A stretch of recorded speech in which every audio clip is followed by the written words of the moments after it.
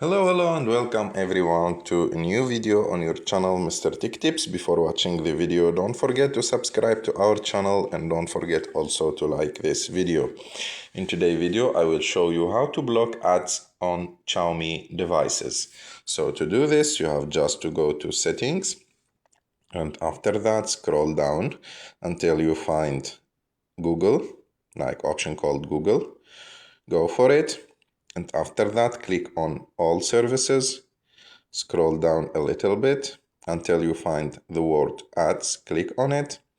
And after that, go and click on delete advertising ID.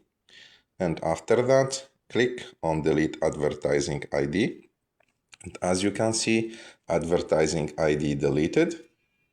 And after that, go back and scroll down a little bit again until you find usage and diagnostics.